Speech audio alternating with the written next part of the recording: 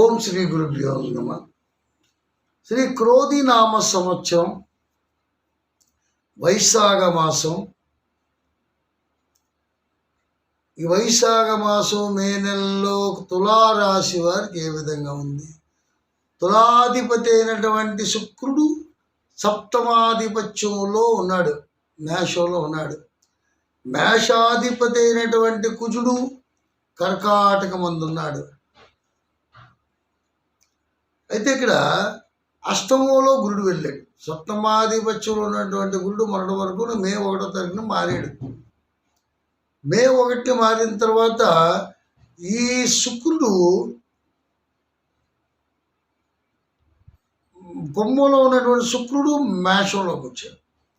మేషంలోకి వచ్చిన తర్వాత ఇక్కడ షష్టమాధిపతి, షష్టమంలో స్థానంలో ఉన్నవాడు, కుటుంబ స్థానంలో ఉన్నటువంటి శుక్రుడు ఉచ్చ స్థితిలో ఉంటూ సప్తమ స్థానంలో శుక్రుడు. అందుకే మొన్నటి వరకు కూడా ఈ పంచాంగకర్తలేంటి, సిద్ధాంతులేంటి, యూట్యూబ్లో ఎవరేంటి, తులారాశి వారు తిరిగి ఉండదు, పట్టిందంతా బంగారమే, మీకు ఇంత తిరిగి ఉండదు.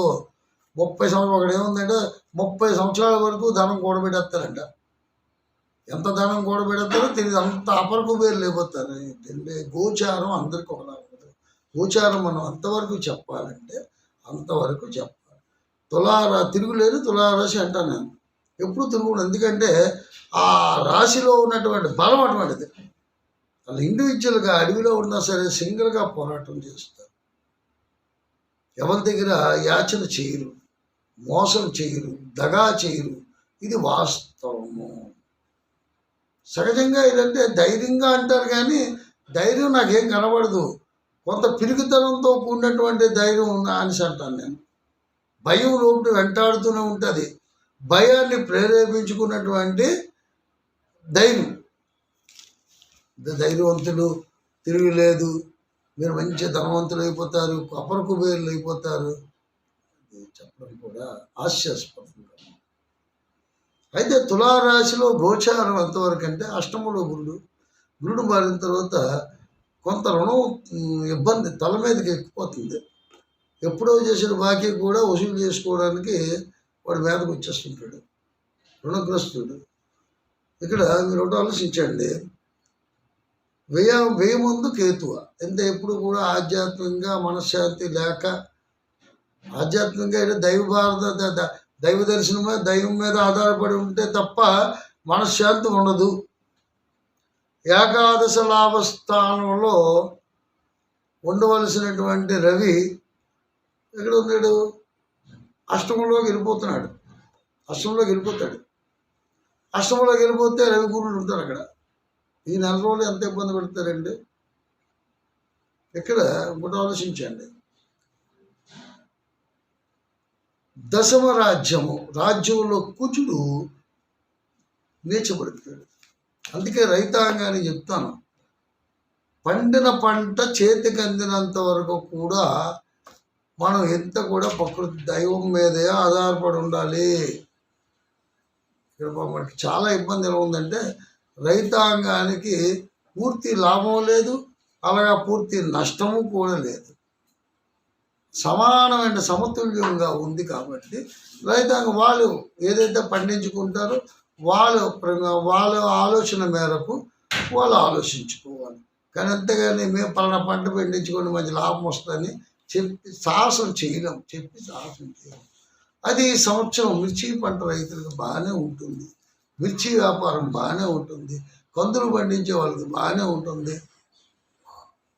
వడ్డీ వ్యాపారం చేసే వాళ్ళకి బాగానే ఉంటుంది, ఫైనాన్స్ రకంగా చెప్పాలంటే రియల్ ఎస్టేట్ వ్యాపారం బాగానే ఉంటుంది. ఈ తులారాశి వారికి బాగులేదని నేను కాదు, వాళ్ళకి కొంత స్వయంకృతాపరాధం అంటారు. ఏదో తొందరపాటు నిర్ణయాల వల్ల ఏదో వాళ్ళు ఇచ్చేసేస్తామని నమ్మక ద్రోహంలో పడిపోవడం వల్ల కొంత దెబ్బతింటారు. జాగ్రత్త భయం నాస్తి, అజాగ్రత్త పనికిరాదు, అన్ని విధాల స్వయంకృత అపరాధం పనికిరాదు, తానే గొప్ప అన్నటువంటి వెర్రవీగుడు పనికిరాదు. చెప్తున్నాను, వింటారా? ఎందుకు చెప్తున్నానో ఒకసారి నియంత అన్నది ఎప్పుడు కూడా చెప్తే తులారాశికి ఒక నియంత ఉందండి. ఆ నియంత్రణ పక్కన పెట్టి నేను కష్టపడతాను, ముందుకు పోరాటం చేస్తాను, పరిస్థితులు ఎలాగున్నా సరే ఒక ధర్మబద్ధమైన జీవన విధానంలోకి వెళ్తాను అన్నవాడు పర్వాలేదు. ఎందుకంటే అష్టమ గురుడు తాలూకా ప్రభావం మే నెల నుంచి ఎలాగుంటుంది, చేతికి అందిన ధనం కూడా అందలేని పరిస్థితి ఏర్పడుతుంది. ఆరోగ్య సమస్యలు జటిలితం అవుతున్నాయి. ఇన్ని పరిస్థితులు మనకు ఉన్నప్పుడు ఎవరో ఏదో చెప్పినట్టుగా నేను చెప్పదలుచుకోలేదు. జాగ్రత్తలు చెప్తాను. జాగ్రత్త భయం నాస్తి. ఆ జాగ్రత్త ప్రకారంగా దైవారాధన చేసుకొని జాగ్రత్త విధానాలు పాటించాలి. నిరుద్యోగులకి చెప్తుంటాను, నాయన తొందరపాటు పనికిరాదు. మీరు ఏదైనా ప్రయత్నం చేస్తే ఆ ప్రయత్నాలు ఫలించినంత వరకు పోరాటం చేస్తుండాలి. దగ్గరికి వచ్చి చేయి వదిలికూడదు, ఇసుగు చెందకూడదు. ఒక క్రమశిక్షణ కలిగి ఉండాలి. ఆ క్రమశిక్షణతోనే ఏదైనా సాధించగలరు నాయన అని చెప్తాను. ఆ క్రమశిక్షణ విడిచిపెట్టి ఒక కోపోద్రేకంతో ఏదో ఒక రకమైనటువంటి ప్రలోభాలకి పాలైతే వాళ్ళ పరిస్థితి ఏమవుతుందో ఒక్కసారి ఆలోచించండి.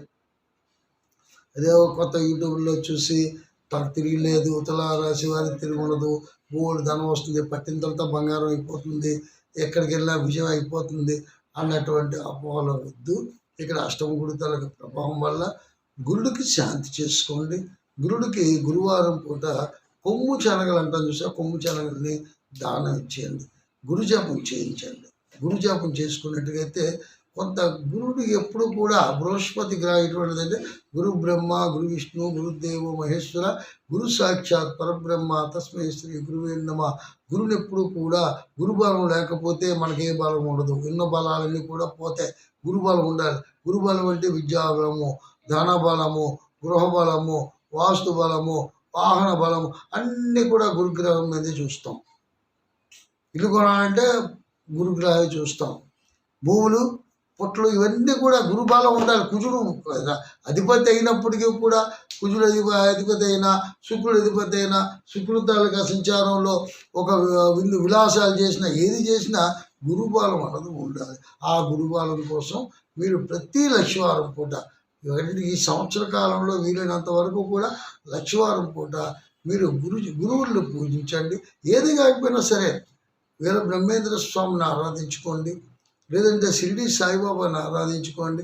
అది కాకపోతే ఇంట్లోని లక్ష్మీదేవి, మహాలక్ష్మీదేవిని ఆరాధించుకోండి. ఏదో రకమైనటువంటి దైవాన్ని మనం ప్రార్థన చేసుకుని కొమ్ము శనగలు శివాలయంలో దానం ఇచ్చుకున్నట్టుగైతే మనకి ఈ సంవత్సరం మంచి ఫలితాలు ఆశిద్దాం. మరో ఎపిసోడ్తో ముందుకు వస్తాను. అంతవరకు సెలవు. ఓం శాంతి.